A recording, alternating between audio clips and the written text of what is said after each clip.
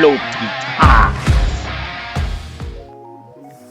Bonjour à tous, nous voici donc dans la troisième vidéo sur le montage de la voiture blindée anglaise de 1914 de chez Pixmodel.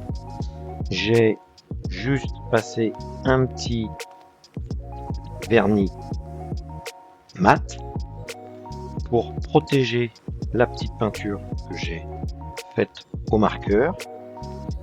Je vais tout simplement passer un jus qui est une simple préparation, comme tout le monde la connaît bien, de l'essence Azipo avec de la peinture à l'huile, noire en l'occurrence, que j'ai choisi. Je vais venir en appliquer abondamment uniquement sur les parties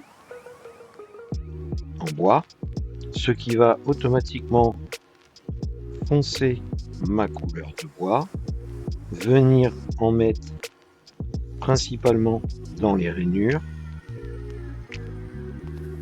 qui ont été magnifiquement faites pour que ça puisse bien s'imprégner. J'hésite pas, j'en mets abondamment. Pareil sur la partie avant. On verra bien sûr la partie arrière, puisqu'on a l'arrière du véhicule qui est ouvert plus facilement que la partie avant. Mais j'en mets abondamment. Je pense que je vais en mettre également sur la partie blanche. Voilà, on va bien faire ressortir tous les détails avec ce blanc. Forcément noir sur blanc, ça va dépareiller. Mais quand je vais le nettoyer, on va retrouver, voilà, j'hésite pas à en mettre pour que ça vienne bien se greffer dans les rainures. Voilà. On aura toujours la possibilité de nettoyer après avec de l'essence Azipo propre. Voilà, vous voyez, j'en ai mis abondamment. C'est très foncé, très noir. Je vais même, vu que ça a bien séché, en remettre sur la partie arrière. Voilà. Et je trouve que déjà là, en fait, le bois il paraît vraiment cohérent. Vous avez une partie un peu vieillie, usée, voilà. Alors que si on avait utilisé une couleur foncée, bah, même avec un jus clair, ça n'aurait pas été parfait. Donc je vais laisser sécher. Et voilà, une fois sec, j'utilise un petit peu d'essence Azipo sur un bâtonnet en mousse, qui est bien plus pratique que les cotons-tiges, ils ne perdent pas leur fibre. Et je viens vraiment tout doucement frotter, parce que je veux quand même conserver en fait un esprit vieux, un peu sale. Voilà, il y aura d'autres effets bien sûr qui viendront, mais pour la partie bois, je vais déjà intégrer cette partie là. Voilà, je frotte vraiment avec douceur pour nettoyer un petit peu, que ça soit un petit peu propre mais sans que ça soit trop propre. Voilà, très légèrement je viens nettoyer, et là on a une situation comme j'aime. Alors vous la voyez peut-être pas bien à la caméra, mais j'ai quand même du bois un peu vieilli, un peu noirci dans les creux. Voilà, juste cette partie là déjà me convient tout à fait.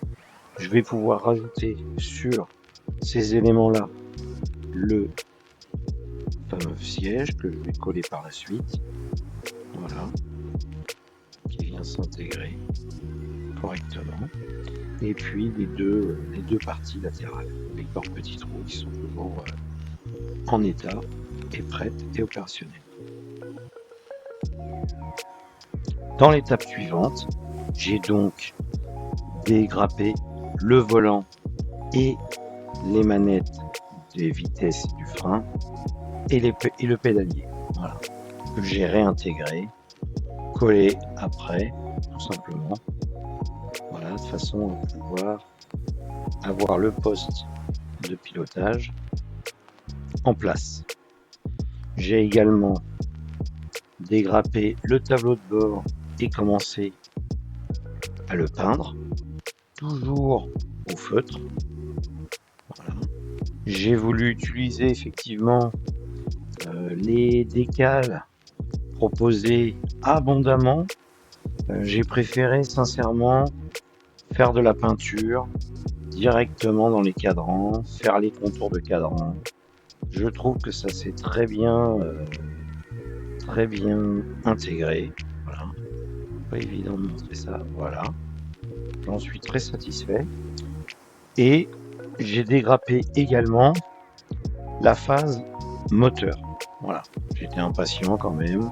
J'ai commencé également à peindre les éléments, toujours avec les feutres à cas que je trouve très pratiques pour ce sujet-là.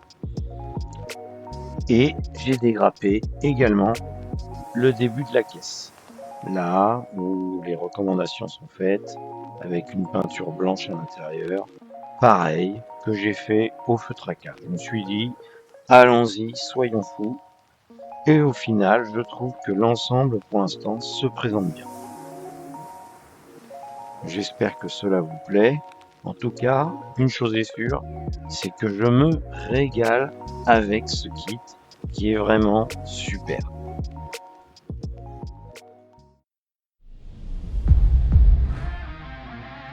Flow Kit.